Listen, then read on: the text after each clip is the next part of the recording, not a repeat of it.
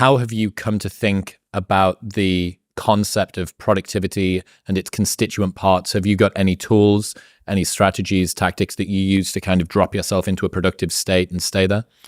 Yeah, so I do all the things that I profess, at the level of the basics: morning sunlight, non-sleep deep rest if I didn't get enough sleep, physiological size when I need to bring my level of autonomic arousal, aka stress, down. These are all things I've talked about. 3 days a week of cardiovascular training, 3 days a week of resistance training, 1 day a week of deliberate cold, deliberate heat minimum, usually on the day after leg day. I do all that stuff. And it creates a structure. And yes, it takes some time. And a lot of that stuff can be combined, with consumption of podcasts and audiobooks at the same time and social time. But for me, the process of writing, and I'm working on a book now, but also just the creative process has been greatly enhanced, and productivity overall, by setting in this 20-minute period where I force myself to just stop and have deliberate thoughts that are within a single context. I don't let my mind wander. So it's very different than maybe the psilocybin journey where it sounds to me a little bit like active meditation, or kind of like narrative meditation in a way. You're forcing your mind to come back to you're not just allowing yourself to branch off onto a new thought. Okay, here I am. This is the trunk of the tree, and I'm going to try and follow this trunk as high as I can. What about, you're sitting down at the desk, you have the research to do, the emails to write, the whatever.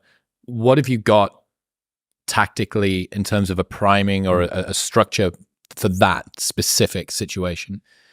Yeah, I used handwritten sticky notes, and I'll put the thing that I'm supposed to do, and I'll keep looking at it because I'm amazed at how often my mind will flit to other things. So it's like, oh, I have to transfer some money to somebody that I owe them, or I have to pay that bill, or the number of excuses that leap to mind is outrageous for everybody, unless we're under deadline, fear, or extremely rare, but high motivational states because we just simply love it.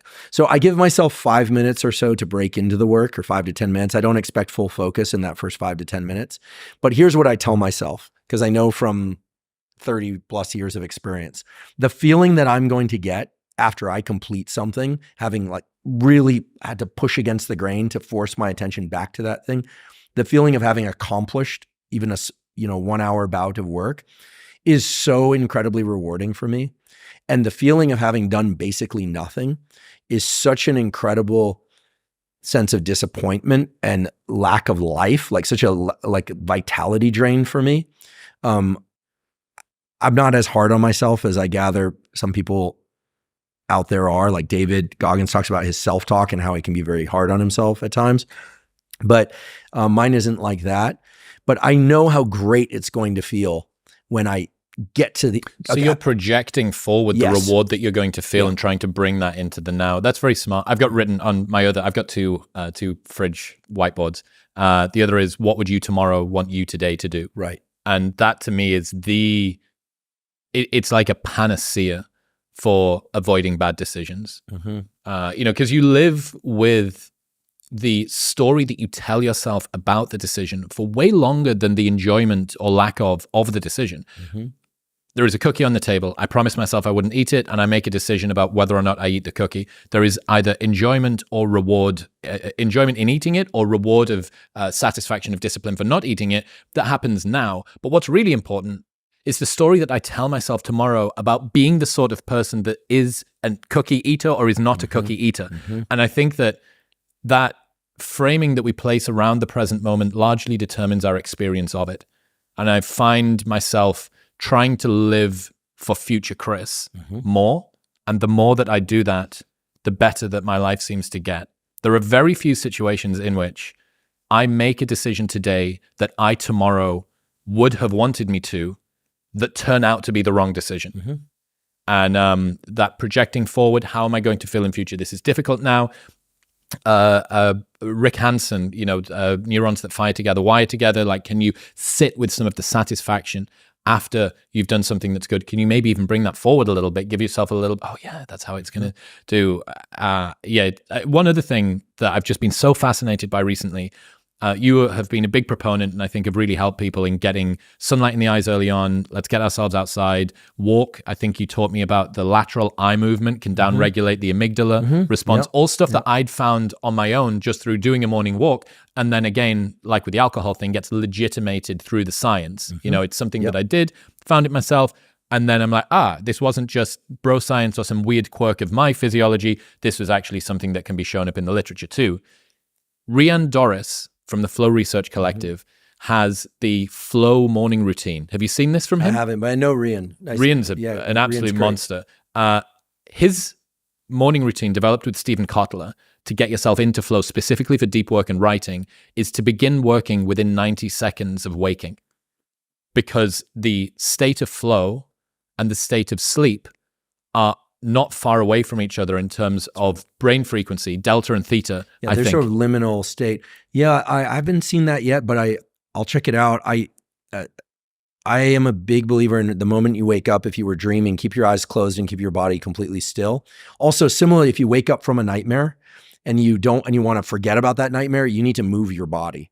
There's something about body movement that discards the prior cognitive map. It's like it clears the library. We're talking about the dynamic Harry Potter-ish library. I don't want to give too much credit to Harry Potter, certainly not to that play. But one thing that I'll just, about the productivity piece before reflect on this further, because something you said really, really struck a chord with me. You know, I can project to the future me, but that's not exactly how I do it.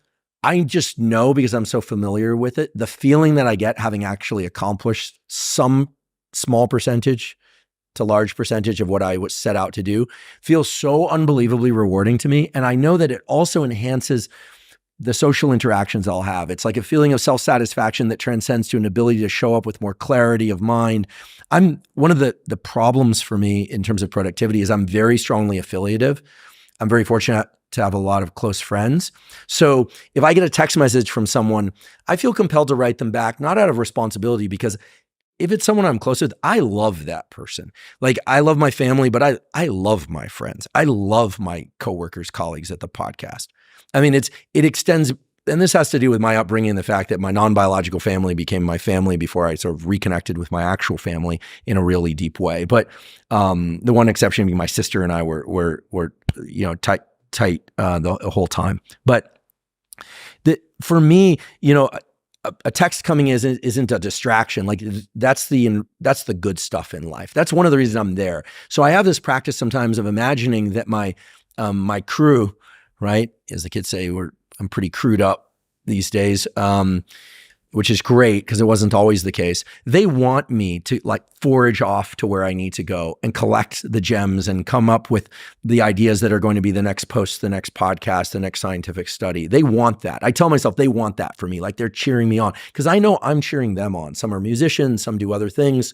I'm cheering them on. I want them to know, like, I'm here and I want you to go get the stuff and do your thing. And so I imagine that they're doing that for me, and I turn my phones off. And there's some anxiety in doing that. I'll put it in the car sometimes because it's not that I need to neurotically check the phone because I don't feel safe if I don't hear from them. Like, I love these people and I don't want them to feel as if I'm not available. That's really how it is for me. But I know that, and I think someone said it and I forget the quote, so forgive me, but if you're going to create anything of value in this life, you're going to, even if it's with other people, you're going to have to be willing to be on your own for a bit, to forage on your own, to take walks alone, and then return to people, to your tribe, so to speak, and share with them what you've learned, or maybe even just show up with whatever energy shift has occurred while you were off doing your thing. And so, the phones are a wonderful tool, but I think over the years, I lost the ability to be truly on my own and dropped into work. And it's something that I've recovered a lot in the last few years by telling myself that indeed they want me to do that. And indeed, I show up so much better to all the relationships in my life if I've done some real— satisfied with a good day's work. Yeah, it's or just that, got over that barrier of resistance, the Stephen Pressfield thing of resistance, I wrestled with resistance and won. I think we should all want people to win. And I also and I confess I'm going to lose some friends with this, but I have variable latency in terms of my text replies. Sometimes it's a day, sometimes it's an hour, sometimes a minute, sometimes it's a month. I love being on a plane and scrolling through old text and be like, hey, how's it going? Missed this. And people are like, that was a month ago. Yeah, it was. And, I've been busy, and emergencies are dealt with, but it happens.